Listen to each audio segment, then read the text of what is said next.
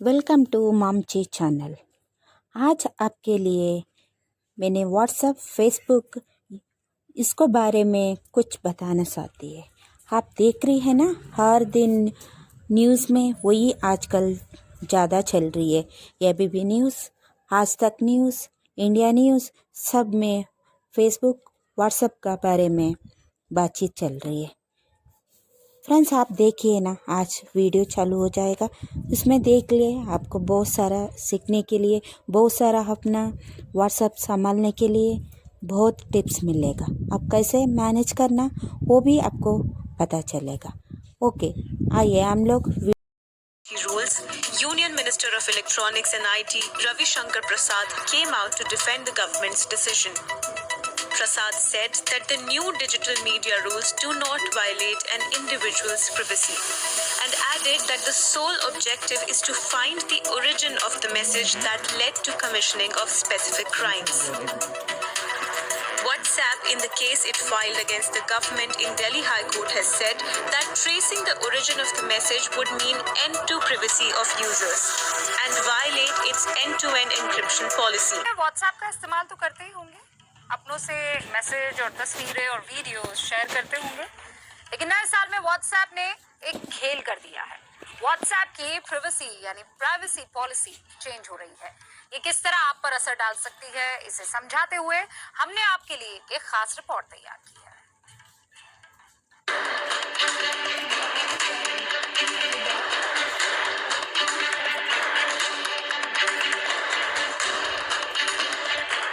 आपका मोबाइल अगर अभी आपके पास हो तो एक बार WhatsApp जरूर चेक कर लीजिए, क्योंकि WhatsApp की वजह से आपकी प्राइवेसी अब खतरे में पड़ने जा रही है। आपकी निजी जिंदगी में WhatsApp अब झांकने वाला है। 10 साल बाद WhatsApp इस्तेमाल करने वाले लोगों के लिए अब ये चलता फिरता जासूस बनने जा रहा है, क्योंकि WhatsApp की नई सेवा शर्त या टर्म्स ऑफ सर्विस और प्राइवेसी पॉलिसी में जो नई बातें आई हैं, उन्हें स्वीकार करने के बाद अब WhatsApp की आप पर हर वक्त नजर रह सकती है और इसे न करने का कोई विकल्प भी नहीं है। मतलब WhatsApp पर जो भी फोटो, वीडियो या मैसेज फॉरवर्ड करेंगे, जो भी स्टेटस शेयर करेंगे, वो सब WhatsApp के सर्वर पर होगा। अब तक WhatsApp ये दावा करती थी कि वो अपना डेटा Facebook से शेयर नहीं करती है, यानी कि जो डेटा आपके और दूसरे यूजर के बीच में संपर्क के लिए यूज होता है, उसे किसी भी कंपनी से शेयर नहीं किया जाता। लेकिन मंगलवार से WhatsApp ने यूजर्स को एक नोटिफिकेशन भेजना शुरू कर दिया है। इस नोटिफिकेशन में टर्म्स ऑफ कंडीशन यानी सर्विस की सेवा शर्त और प्राइवेसी पॉलिसी, जिसे स्वीकार करने के लिए 8 फरवरी तक का समय है। अगर आपने इसे एक्सेप्ट नहीं किया तो 1 महीने बाद WhatsApp आपका अकाउंट डिलीट कर देगा या फिर आपको वो सुविधा नहीं मिलेगी जो अब तक आप WhatsApp पे इस्तेमाल करते थे। ये है वो टर्म्स ऑफ सर्विस यानी एप्स आज सबसे ऊपर नाम है WhatsApp का और फिर उसके बाद Facebook मैसेंजर का। खबर तो ये भी है कि सिग्नल और टेलीग्राम से भी ज्यादा डेटा ये दोनों एप्स आपका लेकर जाती हैं। और ये जानकारी मिली कहाँ से है? ये जानकारी मिली है एप्पल की प्राइवेसी लैब अपडेट से। तो इसमें आपको याद होगा कि कुछ समय पहले भी हुआ ऐसा ही था कि फेसबुक ने प्राइवेसी लैब्स डिस्प्ले किए जाने के लिए एप्पल के कदम की काफी आलोचना भी की थी, लेकिन अब फिर से एप्पल की तरफ से ही ये सारी चीजें डिस्क्लोज की गई हैं। अब ये जानना बहुत जरूरी है कि आप जब इस्तेमाल करते हैं ये तमाम ऐप्स, तो उसमें कौन कौन सा डेटा आपका चला जाता है, क्योंकि उसी के आधार पर पता चलेगा कि आपकी जो प्राइवेसी है वो किस तरीके से लीक हो रही है, निजताकरण किस तरीके से होता है और बिल्कुल माइनर तरीके से वो चोरी होती है, बहुत हल्के तरीके से उन चीज़ों को लिया जाता है। जैसे कि आप क्या खरीदते हैं, यानी आपकी परचेज हिस्ट्री क्या है, उसके बारे में आपकी फाइनेंशियल इंफॉर्मेशन, वो सारी चीज़ें डिस्प्ले जो की जाती हैं वो सारी चोरी हो जाती है। इसके अलावा लोकेशन डिटेल्स, यानी आपका फ़ोन में लोकेशन ऑन करते हैं फिर उसके बाद कहीं भी चले जाते हैं, तो वो सारी डिटेल्स साथ ही साथ चोरी हो जाती हैं। फ़ोन नंबर्स, ईमेल एड्रेस और यूजेज डेटा, ये सारी ऐसी डिटेल्स हैं जो कि इंफॉर्मेशन के तौर पर वहां से ली जाती हैं ऐप्स के जरिए। क्या आप जानते हैं कि हिंदुस्तान में WhatsApp यूजर्स कितने होंगे? तो एक अनुमान के मुताबिक कम से कम 400 मिलियन लोग ऐसे हैं जो कि व्हाट्सएप इस्तेमाल करते हैं।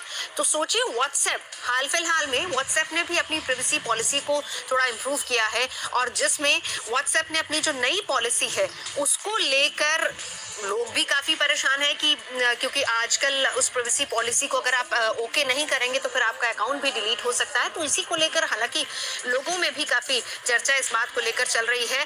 व्हाट्सएप भी उन्हीं एप्स में शामिल है जो सबसे ज्यादा डेटा आपका लेते हैं। 9to5 Mac ने एक इमेज शेयर की है जिसमें सारी डिटेल्स क्लियर है, जिसमें ये कहा गया है कि आई मैसेज, सिग्नल और टेलीग्राम की तुलना में व्हाट्सएप और फेसबुक मैसेंजर क्या कुछ डेटा कलेक्ट करते हैं, वो भी हम आपको सिलसिलेवार तरीके से बताते हैं कि आखिर ये वाली जितनी भी एप्स हैं ये आपका कौन कौन सा डेटा ले लेती हैं और उसमें आपकी कौन सी ऐसी डिटेल्स होती हैं। तो ऐप स्टोर में जाकर इन तमाम डिटेल्स को खुद ब खुद आप भी देख सकते हैं। अब फॉर एग्जांपल अगर हम व्हाट्सएप की बात करते हैं तो चलिए हम आपको बताते हैं कि व्हाट्सएप में ऐसा कौन कौन सा डेटा होता है जो ले लिया जाता है। इसमें सबसे पहले तो डिवाइस आईडी होता है, फिर उसके बाद यूजर आईडी होता है, इसके बाद एडवर्टाइजिंग डेटा होता है, परचेज हिस्ट्री होती है और आपकी लोकेशन, ये सारी चीजें वहां से उठाई जाती है। अब इसी के तहत अगर हम फेसबुक की बात करें, क्योंकि फेसबुक के जरिए हम मैसेंजर का इस्तेमाल भी करते हैं, उसको भी यूज करते हैं, तो वहां से कौन कौन सी डिटेल्स है जो ली जाती हैं, उसमें परचेज हिस्ट्री आती है। इसके अलावा अदर फाइनेंशियल इंफॉर्मेशन जो भी आपकी होती है वो वहां से ली जाती है, प्रिसाइज लोकेशन और कॉल्स लोकेशन, इसके अलावा फिजिकल एड्रेस, ये सारी ऐसी चीजें हैं जो कि मैसेंजर से कलेक्ट की जाती है। फेसबुक मैसेंजर और व्हाट्सएप के अलावा आप सिग्नल और टेलीग्राम की भी बात करते हैं, क्योंकि ये भी ऐप्स हैं जो कि आपका डेटा कलेक्ट करती हैं। जिसमें अगर हम सिग्नल की बात करें तो पर्सनल डेटा के तौर पर सिग्नल सिर्फ आपका फोन नंबर स्टोर करता है। इसके अलावा आपकी पहचान जोड़ने के लिए कोई भी अलग से कोशिश नहीं की जाती है, यानी कि किसी भी तरह का और डेटा नहीं लिया जाता है। टेलीग्राम की बात कर लेते हैं तो वहां से आपके जो कांटेक्ट इन्फॉर्मेशन होगी वो ली जाती है, तमाम जो दूसरे कॉन्टैक्ट्स हैं वो लिए जाते हैं, यूजर आईडी, इस तरह का डेटा वहां पर टेलीग्राम इस्तेमाल करता है, वो लिया जाता है वहां से।